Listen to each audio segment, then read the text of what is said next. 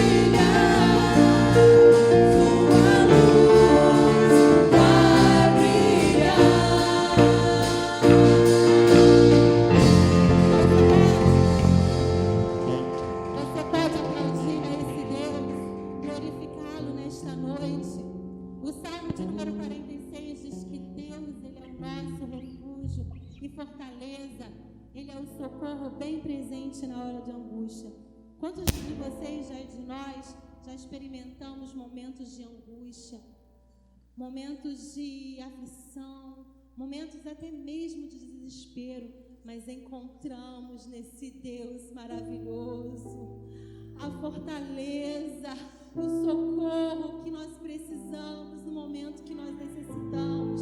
Deus, Ele não desampara os seus. Ainda que você acha, porque eu estou vivendo com tanta ansiedade, Senhor, por que está acontecendo comigo? Deus está no controle da tua vida.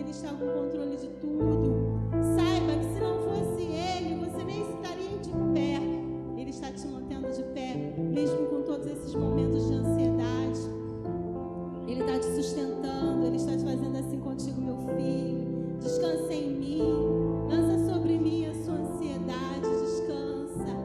Todos os dias Ele é o braço forte, onde você se encontra seguro, onde você encontra carinho, onde você encontra paz. Obrigado, ó Deus. Obrigado, Senhor Jesus.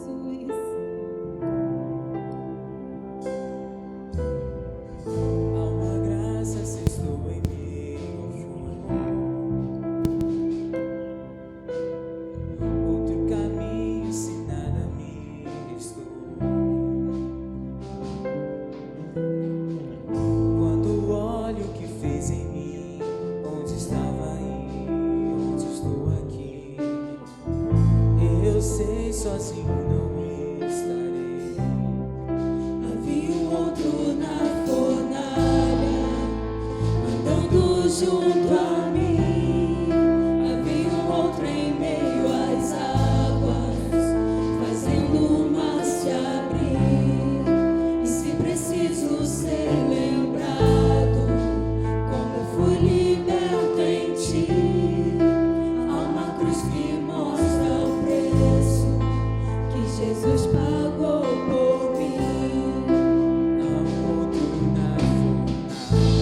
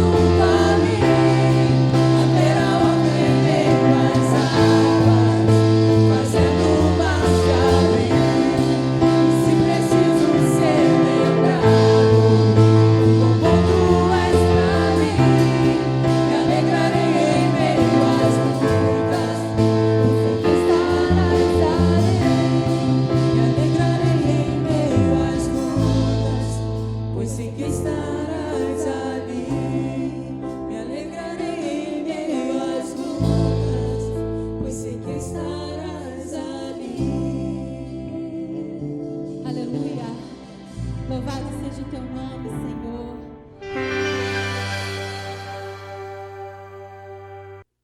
Mateus, capítulo 8, que vai do versículo 5 até o versículo 13. Todos encontraram aí? Amém? O texto bíblico, ele diz assim, a partir do versículo 8. Acho que tem a projeção, né, Tiago? Tem? Diz assim o texto bíblico. Tendo Jesus entrado em Cafarnaum, apresentou-lhe um centurião, implorando: Senhor, o meu criado jaz em casa de cama, paralítico, sofrendo horrivelmente. E Jesus lhe disse: eu irei curá-lo. Mas o centurião respondeu: Senhor, não sou digno de que entres em minha casa, mas apenas manda com uma palavra e o meu rapaz será curado. Pois também eu sou homem, sujeito à autoridade. Tenho soldados às minhas ordens, e digo a este: vai, e ele vai. E a outro: vem, e ele vem. E ao meu servo: faze isto, e ele o faz. Ouvindo isto, admirou-se Jesus e disse aos que o seguiam: em verdade vos afirmo que nem mesmo em Israel achei fé como esta.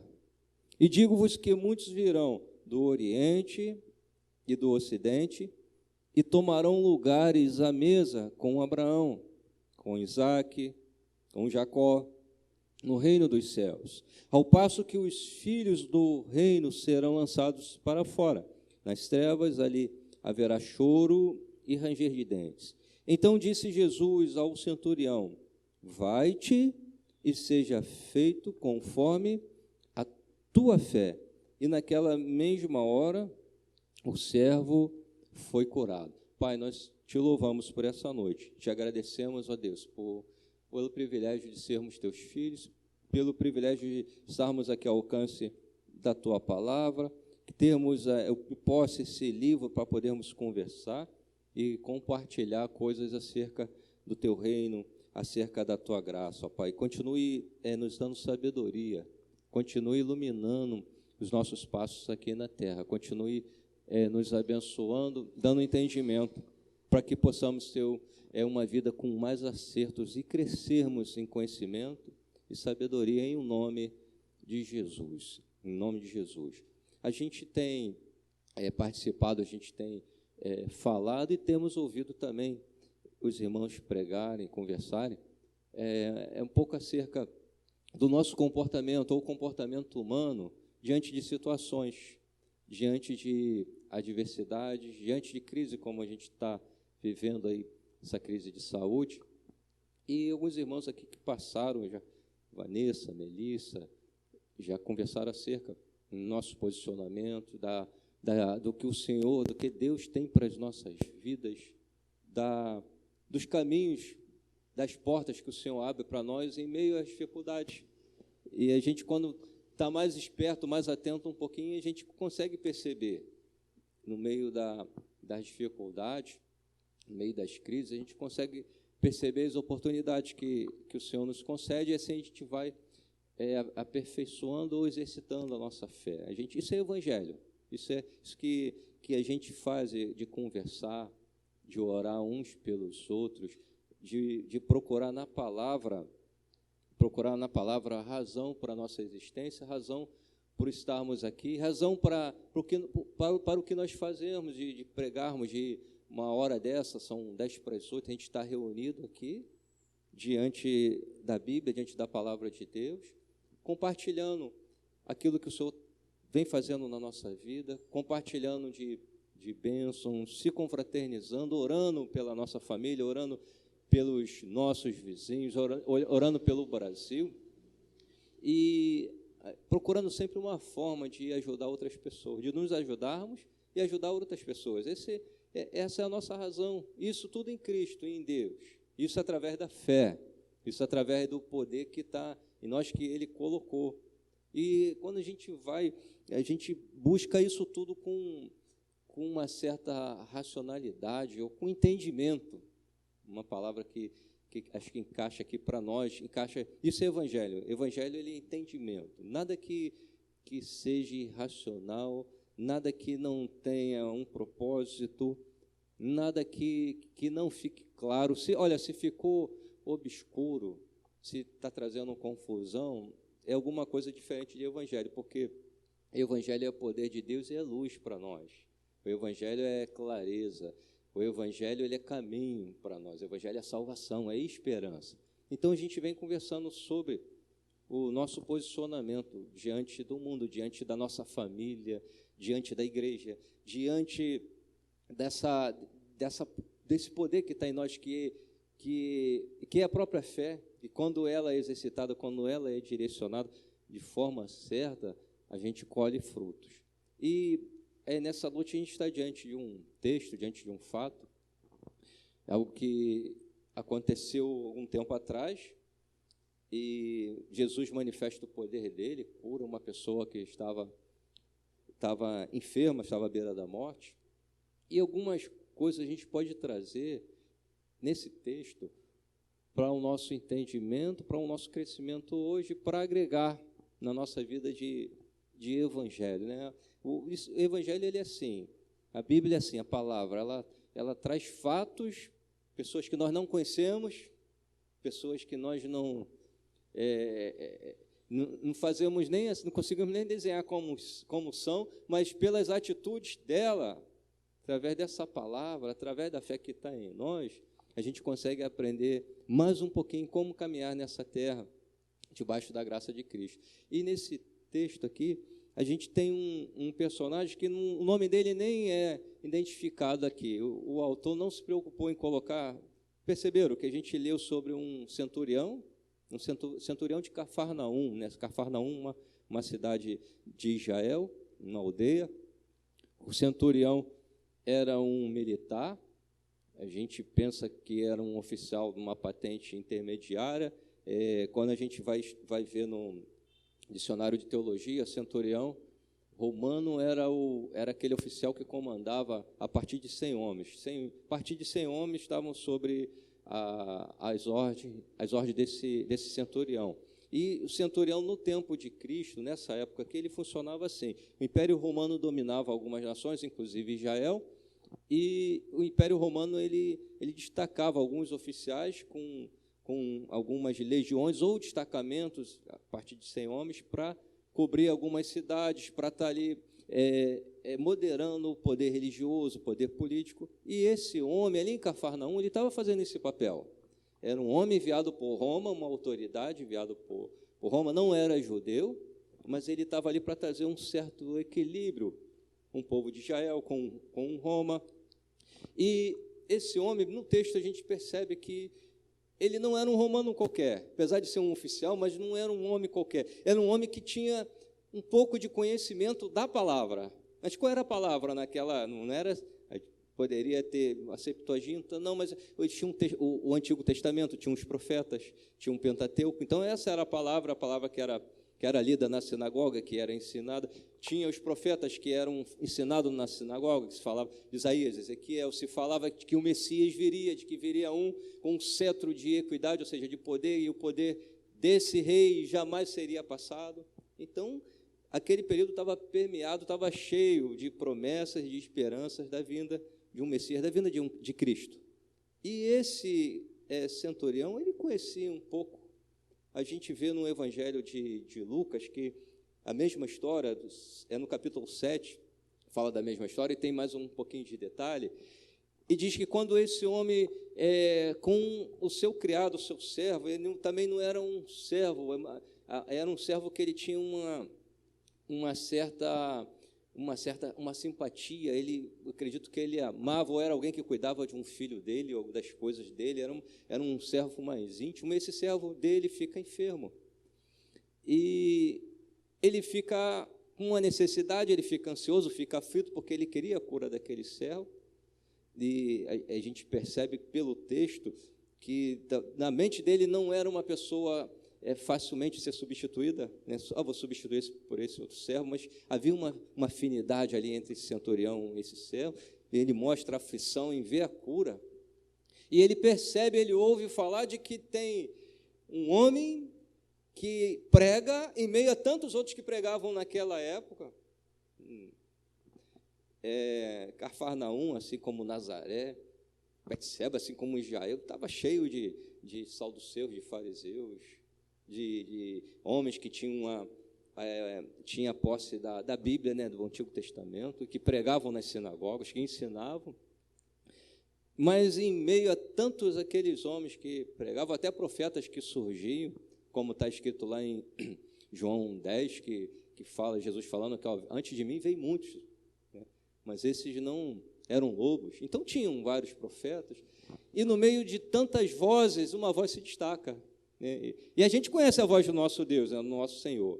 No meio de tanta voz, quando a gente está aflito, quando a gente está necessitado, angustiado, o Filho de Deus, nós, né, fala assim, ó, eu conheço a voz do meu Deus, eu conheço a voz do meu Senhor. E esse homem, esse centurião romano, ele, olha, tem alguém aí que é diferente, tem alguém aí que está parecendo que é o que os profetas anunciaram aí. E é nesse homem que eu vou alcançar a resposta, é através dele que eu vou alcançar a resposta da minha necessidade, da minha aflição, da minha ansiedade agora, nesse momento. E diz o texto que Mateus fala que ele vai de encontro a Jesus, não foi isso que a gente leu?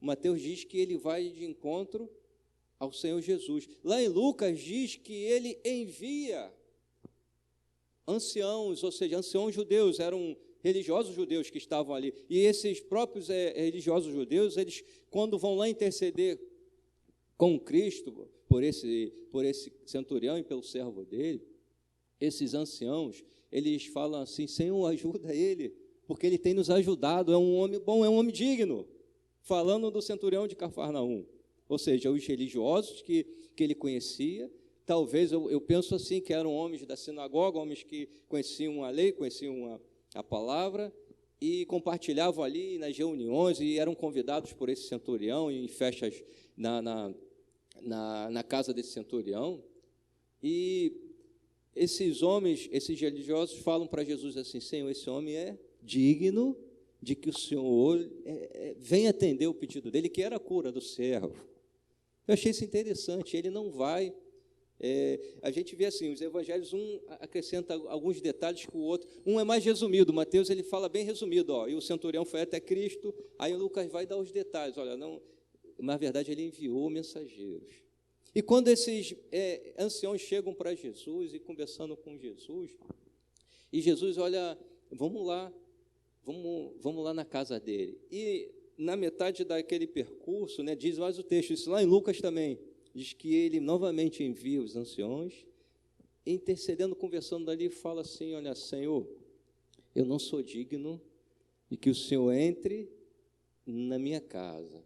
Então, aquele oficial, ele estava reconhecendo em Cristo um poder sobrenatural que estava além do poder que ele exercia de comando, do poder que aqueles homens religiosos que estavam ali, que tinham autoridade de abrir a sinagoga, fechar a sinagoga, tinha autoridade, entre aspas, de falar assim, você vai para o céu, você não vai para o céu, você é batizado, você é o batizo, você vai ser circuncidado, e ele olha diante de toda aquela relação de poder, de autoridade política e religiosa, e ele pensa assim com o coração, com a fé e com a mente, olha, esse aí verdadeiramente é a autoridade, e é esse aí que vai trazer resposta para a minha vida. Então a gente aprende pelo menos duas coisas, em tantas coisas aqui, de ensino, de aprendizado, mas a gente pode trazer duas situações para nós, desse homem. Quando a gente se esbarra em situações, tem situações que a gente consegue resolver, tem situações que a gente resolve até sem a gente orar, não é assim, não precisa levantar a mão, não. Tem algumas coisinhas que às vezes acontecem assim, que depois que a gente resolveu, e a gente pensa assim, caramba, eu nem orei. Eu podia ter falado com o papai primeiro e tudo, mas o Senhor deu o recurso ali e resolveu, entendendo que no nosso coração tinha uma oração, mas a gente nem orou. Tem situações que quando a gente esbarra nela, E a gente vê que, apesar de nós termos estudo, termos recurso, ou temos alguma coisa, temos um braço para trabalhar, e temos, não, mas se tiver uma vaga ali, eu vou trabalhar e vai entrar um dinheirinho, a gente vai resolvendo. Mas tem situação que se torna difícil diante dos nossos olhos, não tem? Tem situação que a gente olha assim, Senhor, meu Deus, ó, aí é contigo. Aí eu não posso. Senhor, me socorre. Não tem situação assim na nossa vida? Senhor, me socorre, né? Me dá uma resposta. É nessa situação, ou situação difícil ou impossível para nós, quando a gente esbarra nela, isso aconteceu com esse oficial. Quantos problemas, quantas situações para ele, para a família dele, para os religiosos, para aqueles homens que estavam mais próximos, ele não deu um jeitinho, ele não resolveu. Quantas situações esse oficial ali não usou da autoridade dele? Ei, tem patente aqui. Na minha assinatura aqui, ó, se eu assinar, né, vai lá, ó, leva essa carta aqui. Vocês não estão entendendo? Fala com o vereador tal. Agora está chegando aí. Jesus nos livra desse mal, Senhor, né? Olha, acho que eu recebi uns 3 convites de café. Nunca me chamaram no período, quando não tem eleição, não chamam para tomar café, não. Nesse período, acho que apareceram uns 3 convites para tomar café, Daniel. Café pastoral, reunião pastoral. Jesus, abençoado foi lá em casa, né, Monique? Eu estava acordando ainda, estava acordando. Madrugada, o camarada foi lá em casa às 9h30, de madrugada eu ainda estava acordando. Aí a Monique falou assim, caramba, de madrugada esse pessoal não tem jeito, vem, né? Foi lá o abençoado, mas cadê o Júlio? Júlio? Ah, está ali, de madrugada, né, Júlio? 9 e pouca, né? Não era antes, não era? Hã? Qual era? Convite, né, para café dos pastores, né? Jesus. Às vezes a gente consegue resolver com esses homens aí, tem seu jeitinho, às vezes dá ajuda aqui, ali, para um hospital, para uma escola, se consegue. Mas que eu peço que a gente fique livre dessa. Eu peço a Deus para a gente não se envolver muito com essas coisas, não. Mas existe um momento na nossa vida que é só a mão poderosa do Senhor, e é o momento de a gente olhar para nós, para a nossa autoridade.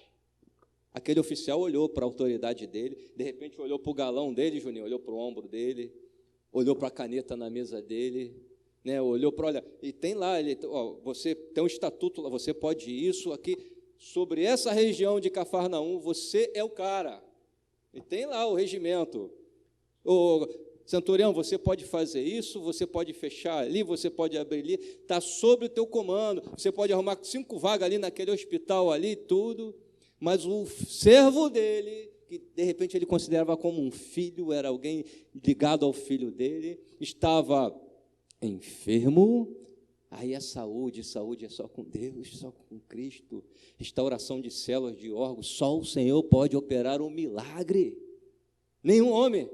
O Senhor usa pessoas, o Senhor usa os médicos, mas se não for a mão poderosa dele, fala assim, levanta a tua mão e fala, minha vida é um milagre nas mãos de Deus, né? E eu agradeço a Deus pela provisão, pelos médicos, pela saúde, a nossa vida é um milagre. Aí aquele homem olha para o poder dele, a autoridade dele, olha para o servo, a minha autoridade se limita aqui, o meu poder se limita aqui. Né? Tudo é força, né? Não tem uma expressão assim? Tudo é força, né? Mas só Deus é poder, não tem? Então, ele olha para a autoridade sobrenatural de Deus, a solução. Primeira coisa, isso acontece com a gente. Quando você olhar para a tua vida, quando olhar para as necessidades, né? O Senhor ele vai nos permite, às vezes, chegar até determinados níveis de dificuldade da nossa vida e resolver. Mas existe situação, olha, não desespere, não. Quando esbarrar nessa situação de diagnóstico difícil, de que os teus recursos, meus recursos, não tem mais jeito, não se desespere, não. Anule a tua autoridade e coloque todo o teu pensamento, todo o teu entendimento cativo em Deus, porque Ele vai trazer resposta, vai trazer solução. Foi isso que aquele centurião fez. Olha, até aqui, olha, eu não sou ninguém. Ele ainda conversa, ele sabia da relação de poder, Ele, com certeza, ele já tinha ouvido na sinagoga, ou ele já tinha lido, como o servo, o Salmo 93 diz, olha, o teu reino, tu revestiste de majestade e poder, falando de Cristo. E os religiosos que estavam do lado dele leram isso, mas não entenderam. Mas o centurião, ele tinha um entendimento na sua essência daquilo que estava escrito. Uma segunda coisa que a gente aprende com esse moço é que na nossa vida, seja no trabalho, seja em casa, seja na igreja, a gente precisa reconhecer o poder sobrenatural de Cristo que vai além dessas letras. Aqueles religiosos que estavam ali do lado dele, a gente percebe isso no texto que nós lemos, quando Jesus fala assim, caramba, eu não achei fé tamanha aqui nessa região igual desse homem. Aí ele diz assim, ó, em verdade, muitos virão do Oriente, muitos virão do Ocidente e se assentarão na mesa, né, com Abraão, com Isaac e Jacó. E esse direito vai ser dado a esses gentios. Jesus estava falando assim, ó, vai vir prostituta, vai vir centurião, vai vir ladrão. A gente pega o Evangelho de Lucas, a gente vê que quando Jesus está na cruz e tem 2 ladrões, e um ladrão fala assim, ó, Senhor, lembra-te de mim quando entrares no teu reino. Jesus estava falando disso, ó, pessoas que não têm os seus nomes estampados como políticos religiosos, como esse centurião, que era um centurião, mas nem o nome dele aparece, como o nome de Pedro, de João. Muitos virão do Oriente e do Ocidente, muitos desconhecidos, muitos que entraram na sinagoga ou foi privado de entrar na sinagoga, ou ouviram da minha palavra pela boca de outro. Esses vão ter parte com Abraão, com Isaac e Jacó. Desses vai lhe ser conferido parte do reino de Deus. Jesus ele estava falando sobre a fé que ele coloca nos seus filhos, porque essa fé que foi despertada no coração de centurião, a fé que levou ele a crer, a reconhecer a autoridade de Cristo como não uma autoridade terrena, apesar de Cristo ser terreno, ou está num corpo terreno, mas aquele centurião reconhece a autoridade de Cristo como transcendendo aquilo que era terreno, ou seja, algo que vinha do céu, algo que era sobrenatural e que estava acima de todo e qualquer poder na terra. Isso é a fé.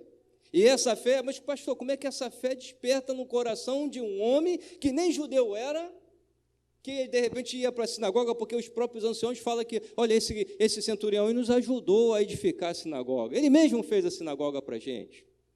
Mas não era judeu, não era saduceu, não era fariseu, não era pastor, era um centurião. Pastor, como é que essa fé desperta no coração desse homem, no meio daquela região, diante de um cenário de enfermidade, e ele vê o milagre, ele vê a cura? A palavra de Deus diz que a fé ela vem por ouvir a mensagem, e a mensagem do Evangelho. A fé vem pelo ouvir a palavra de Deus.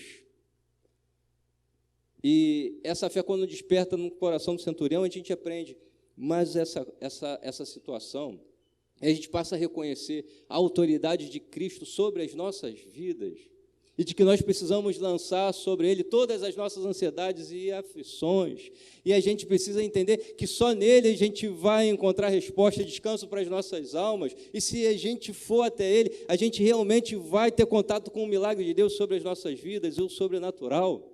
Mas a gente precisa se esvaziar de nós, a gente precisa olhar para a palavra, e a gente percebe, mas a gente vem falando de comportamento por algum tempo, e a gente percebe a igreja na terra, eu estava conversando sobre isso esses dias, a gente vê a igreja na terra, a igreja espalhadas em denominações, aí, vários nomes, e a igreja de Cristo dentro dessa igreja. Tem muitas pessoas que têm contato com esse livro, tem muitas pessoas que leem, que ouvem, mas a fé ela não vem pelo ouvir a mensagem. Tem pessoas que veem com os olhos carnais, mas não conseguem entender, porque só conseguem entender essa palavra e ser despertado da fé que está dentro, se olhar, se ver com os olhos espirituais e com a mente, com o coração. E glórias a Deus que nós fazemos parte de um povo que olhamos para essa palavra e procuramos entender com os olhos do nosso coração e da nossa mente. Tem muitas pessoas que não entendem, não conseguem exercitar a fé que está lá dentro dela, porque escuta, mas está ouvindo só a letra. Aquele centurião, ele estava entrando numa dimensão espiritual poderosa, que ele reconhece Cristo como Senhor dos senhores, poder dos poderes, autoridade, porque ele passa a ouvir a palavra não com os ouvidos carnais, mas com o ouvido do coração, o ouvido da mente. É isso que faz diferença entre os que servem ao Senhor, é isso que faz diferença entre a tua vida, entre aqueles que se desesperam em momentos de dificuldade. É isso que te faz estar de pé nessa noite, aí crendo, em meio às situações que a gente está vivendo, orando pela tua família, orando pela nossa família, orando pela nossa casa. É isso que nos faz de pé, estar de pé, olhando para frente e para cima, e já procurando, vendo projetos aí, querendo trabalhar, querendo ver coisas melhores, em nome de Jesus. Que possamos estar reconhecendo a autoridade de Cristo sobre as nossas vidas. E qualquer situação, seja uma dificuldade pequenininha. Eu lembro de uma irmã Aurora, eu não entendi aquilo, hoje eu entendo, irmã Aurora. O pessoal, tinha alguns que falavam que ela era maluca, né? Outros falavam que era crente fanática. Ela ia tomar um copo d'água, ela orava, pegava o copo d'água assim, e Senhor, repreende todo o mal que tiver nessa água e que só esteja contido aqui aquilo que vem beneficiar o meu organismo. Uma vez na escola bíblica dominical, era desse tamanho da Camila, eu não sei se nesse tamanho da Camila eu já estava desobediente, mas lá no pastor Joel era menorzinho, ela estava com o pastor Nilson, Monique era novinha, né? Lembra? Levava bananada, Júlio, para cativar a gente. Ele levava bananada. Ivone, lembra disso? Levava bala. O pastor Nilson pegou uma bananada, essas bananadas aqui. A gente compra, né, aqui. Eu como quase tudo ali, em 2 minutos, como aquele tablete todinho de bananada.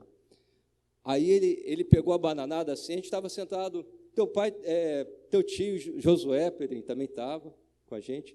Aí ele pegou o pacote de bananada, rasgou o plástico e ia distribuindo. A irmã Aurora, a esposa dele, estava junto, falou, não, Nilson, espera aí, Nilson. Antes de dar para os meninos, espera aí. Aí ele era meio careca, né, Vânia? Ele falou, sim, Aurora, você estava esquecendo. Ela pegou a bananada ali. Senhor, eu te agradeço por esse doce que vai ser distribuído para os teus filhos, para essas crianças. Senhor, retira todo o mal daqui.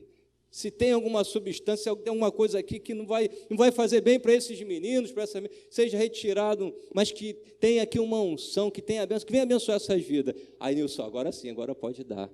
E hoje eu entendo que tudo que vier nas nossas mãos, tudo seja projeto, seja coisa pequena, seja coisa grande. Olha, seja uma dorzinha no dedinho ali, ó, entrega ao Senhor, leva cativo a Ele, leva em obediência, porque a gente vai ver a bênção do Senhor, o milagre de Deus. Quando a gente faz isso, a gente está reconhecendo a soberania e a autoridade de Cristo sobre as nossas vidas em tudo, em tudo. Faz assim, ó, levanta a tua mão e fala assim, ó, Senhor, a minha vida te pertence. Senhor, a minha casa te pertence.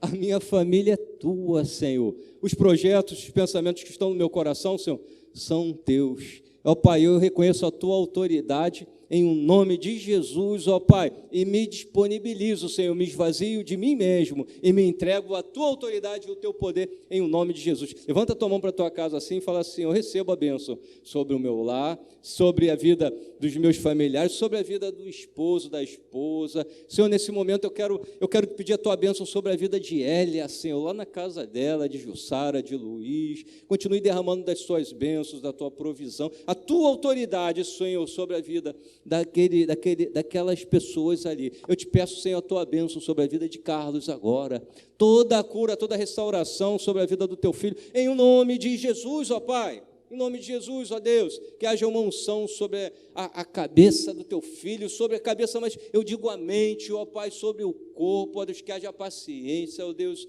que haja graça, que haja cura, em nome de Jesus, ó Pai. Meu coração agora também se volta para a tua filha, Senhor Lúcia, lá em Volta Redonda.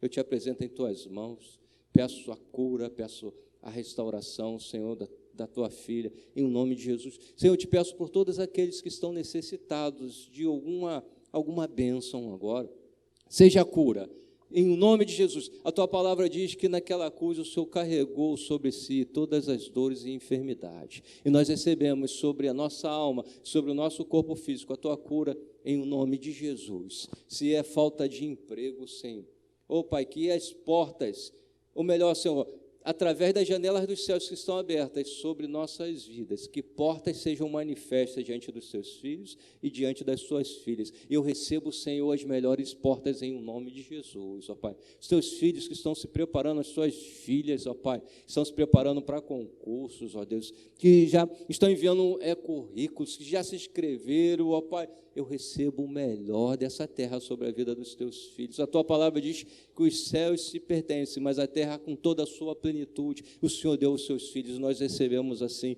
em nome de Jesus. Se alguém entrou aqui nessa noite com um coração, Pai, cansado, uma necessidade, Pai, eu recebo, Pai, recebo através do serviço dos teus anjos nessa noite, seja cura, seja bênção, seja tratamento, em nome de Jesus. Continue abençoando São João de Meriti, Pai.